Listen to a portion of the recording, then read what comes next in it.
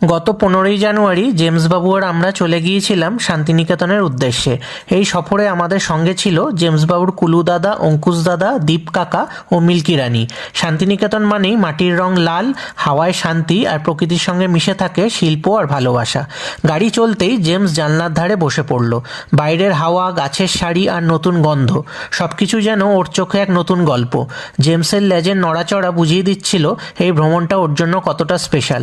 কখনো জানলার বাইরে তাকিয়ে, কখনো আবার আমাদের দিকে তাকিয়ে, যেন ও বলছে এটা কি সত্যি ওর জন্য।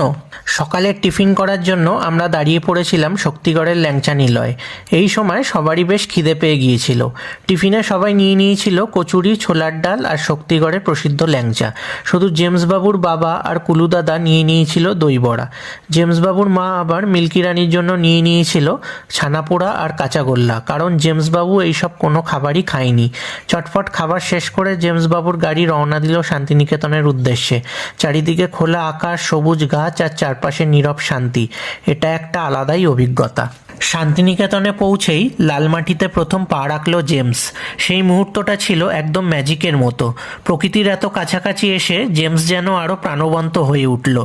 সোনাঝুরি বনের ছায়ায় হাঁটতে হাঁটতে জেমস নতুন বন্ধু খুঁজে পেল, নতুন গন্ধ শুকল আর প্রকৃতিকে নিজের মতো করে উপভোগ করলো। এই ভ্রমণে আমরা বুঝলাম ভ্রমণ শুধু জায়গা বদলানো নয়, ভ্রমণ মানে পরিবারকে আরও কাছ থেকে জানা। জেমস আমাদের শেখালো ছোট ছোট মুহূর্তই আমাদের জীবনে সুখের বার্তা বয়ে আনে। একটা খোলা মাঠ, একটু বাতাস আর কাছের মানুষ, এতেই জীবন সুন্দর হয়। সোনাঝুরির হাটে জেমসবাবুর মা কিছু কেনাকাটা করে, আর এখানেও কিছু পথসারথীর সঙ্গে দেখা হয়ে যায়, যাদেরকে জেমসবাবুর মা বিস্কুট খাওয়ায়। শান্তিনিকেতন থেকে ফেরার সময় জেমস ক্লান্ত ছিল, কিন্তু ওর চোখে ছিল তৃপ্তি। ফেরার সময় জেমসবাবু তার মায়ের কোলে মাথা রেখে মায়ের থেকে আদর খেতে খেতে আসছিল। ও যেন বলছিল এই স্মৃতিটা ও কোনোদিনই ভুলবে না।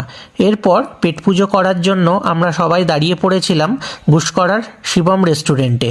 এখানে আমরা নিয়ে নিয়েছিলাম তন্দুরি রুটি, চিলি চিকেন আর স্যালাড। জেমসবাবুও আমাদের সঙ্গে তন্দুরি রুটি খেলো। এমনিতেই আমাদের জেমসবাবু রুটি খেতে খুবই ভালোবাসে। এরপর খাবার শেষ করে আমরা রেস্টুরেন্ট থেকে বেরিয়ে বাড়ির উদ্দেশ্যে রওনা হলাম। এই ছিল আমাদের জেমসের সঙ্গে শান্তিনিকেতনের ভ্রমণের গল্প। ভিডিওটি কেমন লাগলো কমেন্টে জানাতে ভুলবেন না। আর ভিডিওটি ভালো লাগলে ভিডিওটিকে লাইক, শেয়ার আর চ্যানেলটিকে সাবস্ক্রাইব করতে ভুলবেন না। ধন্যবাদ।